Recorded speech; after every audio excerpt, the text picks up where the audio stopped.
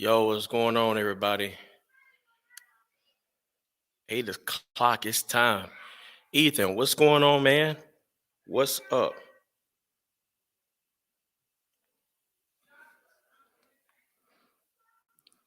I know Facebook gonna be it's gonna be a slight delay with Facebook coming on.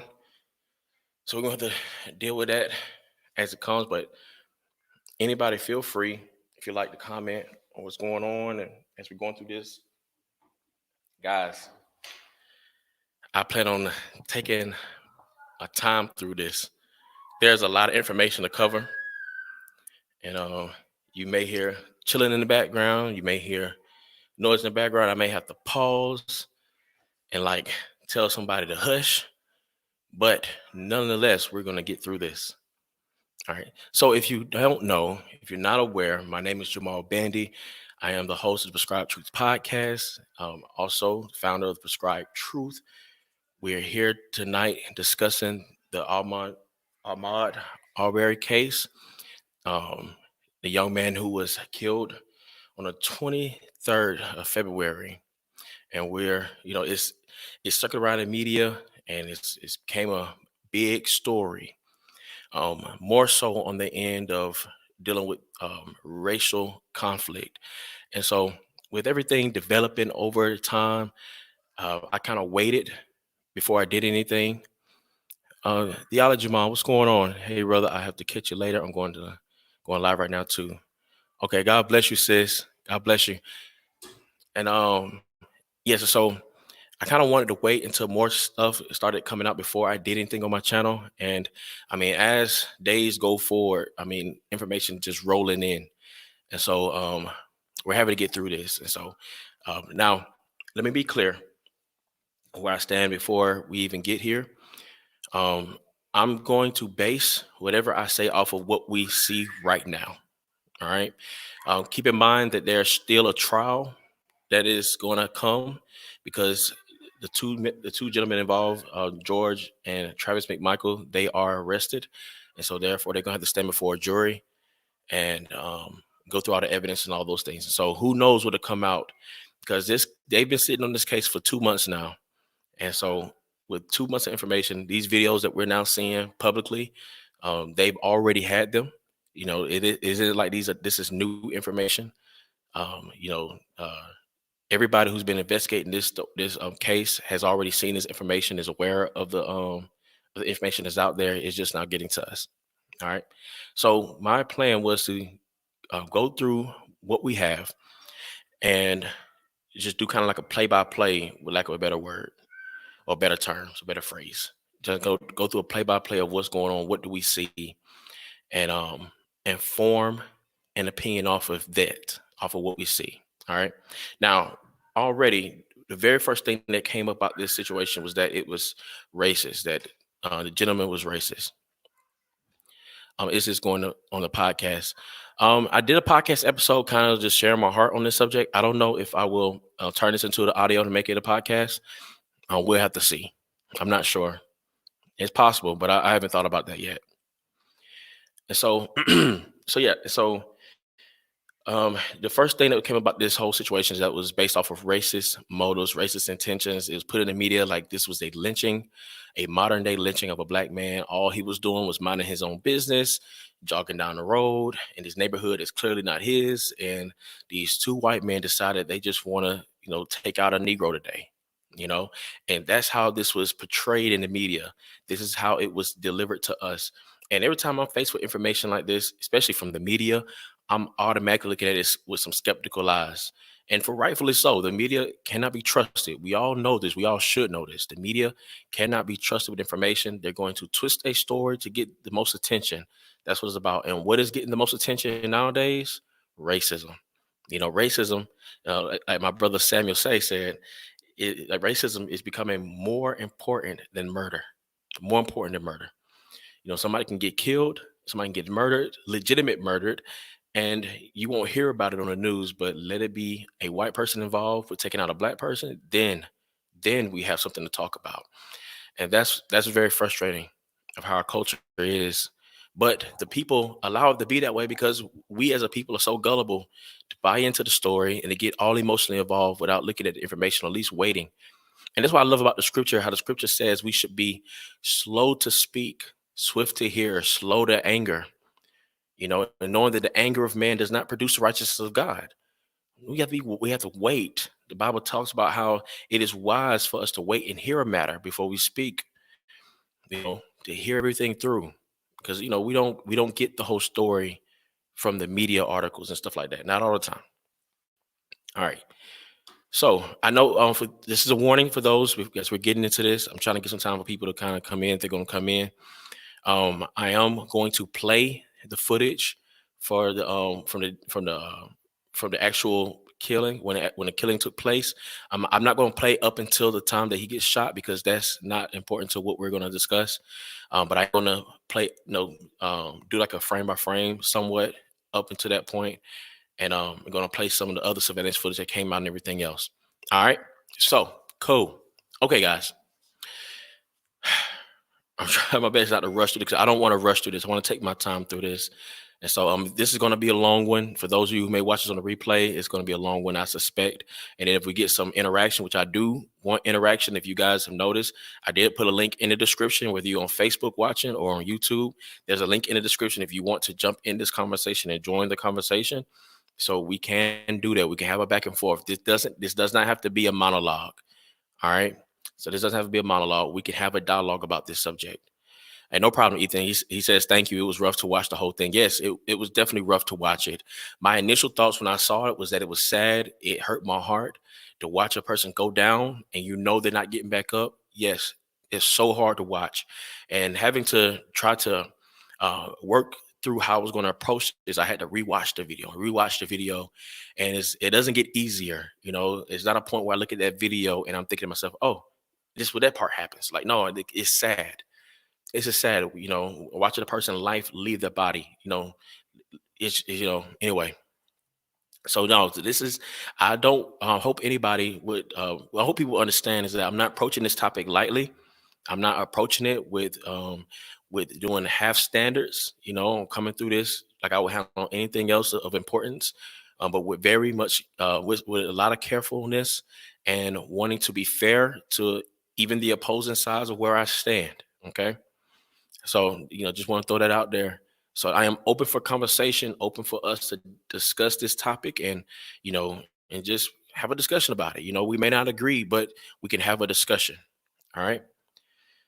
Okay. So what were two things I mentioned? I mentioned a video earlier and I uploaded it on YouTube, and I basically asking my viewers, would you guys be okay with me just doing a live stream? We can have a dialogue or just recording it. But I'm thankful that we just come to do a live stream because I do want interactions as we're going through this, and I think it'd be beneficial. Even especially if somebody comes in who may disagree with where I stand on this, then we can have a discussion about it. Hopefully civil, and get through this. But I posted. Well, I was going to come from a basis of dealing with two questions. One, was it lawful for the McMichaels to attempt a citizen's arrest on Ahmaud? That's the first question. Was it lawful for the McMichaels to attempt a citizen's arrest on Ahmaud? All right.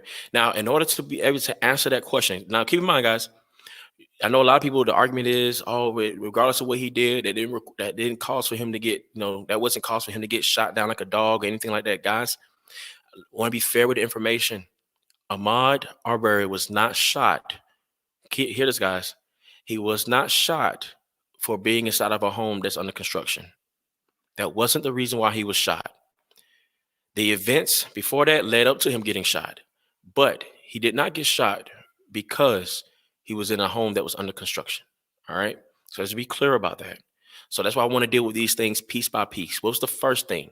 Because how did this even happen? Ahmaud gets shot, he dies, but what happened before that? All right. Not the part where he is tussling for the gun, but what happened before that?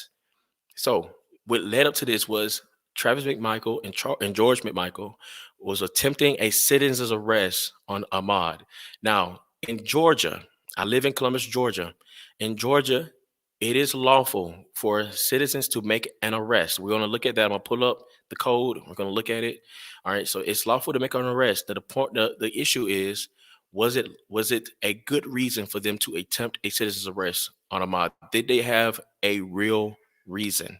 All right. Now keep in mind, I mean, when we first got this story, all we had was that footage of him being killed. That's all there was. That's all we had immediately. So we didn't know anything else. All we saw was that these people assumed this stuff about him and therefore chased him down, killed him like a dog. He was trying to get away and they just wouldn't let him leave. That's all we saw. And so on the surface, I can understand why there'll be an uproar. I can understand why people will be upset. People will feel like I feel people could feel like they're unsafe and all these things. But then more and more stuff started to come out. And sadly to say, I'm just throwing this out there, guys. I'm not talking about anyone in particular, but sadly to say, as things come out, we're starting to see people starting to try to bend around with the facts, say, in order to still make this seem like it could be a race issue. And for those who don't think it's a race issue, still feels like it was unjust. And it's like, okay. Well, let's get to the bottom of this. Was this really unjust? All right. Now, let me be fair to you guys before we get in here, because I don't want to play with you guys. I don't want to insult your intelligence or any of those things like that. I'm going to tell you right now where I stand, but I want to be able to give you a reason why I stand where I stand. Where I stand right now, regardless of how we feel about it, regardless if we think it was wise or unwise, I feel like the McMichaels were well in their right to attempt a citizen's arrest. And I also feel that it was well in their right to have their shotgun and to be able to do what happened. All right. To end up to Ahmad being killed. Now I know this gonna make a lot of you guys be upset, and you're gonna think that I'm trying to stick up for the white man, all those things. That's not the case. We're gonna look at just what the laws are, what the facts are. Now, we can argue and we can discuss as far as what God's law is versus what our constitutional rights are, because we know our culture has rights within it and laws within it that we definitely disagree with, that the word of God disagrees with. And so at the end of the day, I believe that this may cause Georgia to rethink some of its laws, like its citizens arrest law and also its carry laws. Not the carry laws, but its stand your ground laws. I believe that this may cause Georgia to rethink some of those things. Not sure. But as it stands, I don't think they'll be convicted. If they do get convicted, it will be because of the uproar that from the people. I mean, just call a spade a spade. They weren't arrested for 2 months. They weren't arrested for 2 months, and then people, the media starts getting involved. Joe Biden makes a comment. You got LeBron James making a comment, and all these higher names making a comment about it, and then he gets arrested. When the GBI had this information a long time ago, they had the video footage, they had everything they needed a long time ago, but now they arrest them, and they do it because of the uproar for the sake of the people. And so I believe that if they do get convicted, it will be because of the people. All right. So you take that however you will, whether you think that's a good thing or a bad thing. It won't be because of what the law states. All right. So I'm sorry if that was a spoiler alert, but I hope that you will stick around enough for me to at least give you the reason why I stand where I stand. Okay. All right. So the first thing I'm gonna do, this is gonna be a lot of sharing screen. All right. So get ready to share my first screen here. We're gonna look at the report. Before we even look at the video, we're gonna look at the report that was filed by the police officer. And this is the incident report.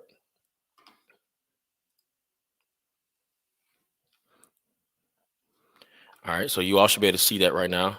This is the incident report.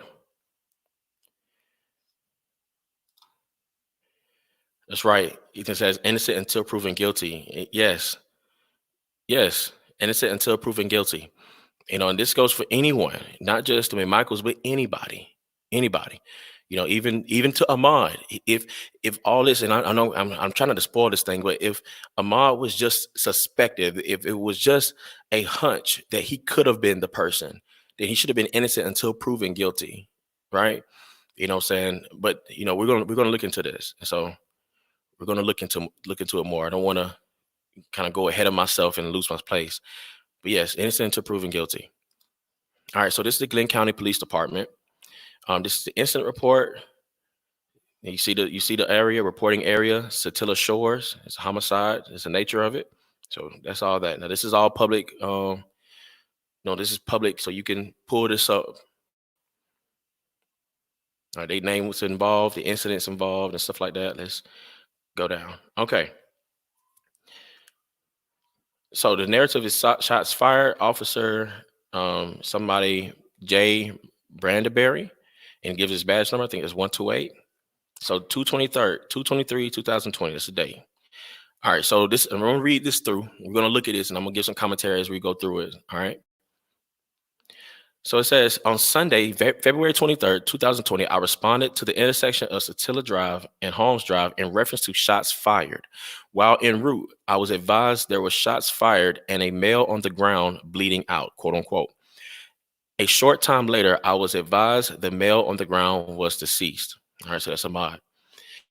Upon my arrival, I observed Officer Minshew 184 setting up a perimeter.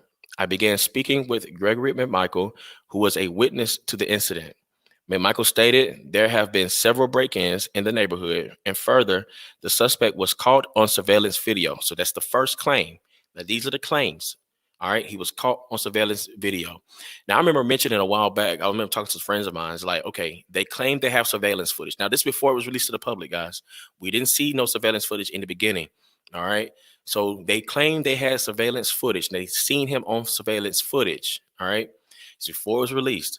And so now my mind is, okay, if they seen him on this footage, then they may have probable cause. Now, this is the thing. You know how surveillance footage work, guys. Sometimes this thing is super blurry. You can't make out the person's face. You can't make out a clear description. Sometimes it can't be trusted as much. We all know this. If we looked at any surveillance footage of anything in the past, you got to really know somebody's features to really know if that's the person or not. And so for them to say they have surveillance footage and this is him, I'm like, y'all better not be talking about just some black guy who happened to be walking and y'all claim that's him. You know what I'm saying? Like, come on, because that won't fly. But they're claiming they seen him. They seen Ahmaud on surveillance footage. All right. So he goes on to say, Michael stated he was in his front yard and saw the suspect from the break-ins, quote unquote, hauling ass down Satilla Drive toward Buford Drive. McMichael stated he then ran inside his house and called to Travis McMichael and said, Travis, the guy is running down the street. Let's go. Now, I'm going to show surveillance footage, guys, that I'm going to, the surveillance footage of with this whole situation right here. I said in a Edwin Ramirez from the Proverbial Life did a Facebook Live earlier, and I said it was Travis McMichael. I think I said Travis McMichael was the one who made that call. So no, that wasn't McMichael. That wasn't Travis. That was Greg McMichael. That was Greg McMichael. All right.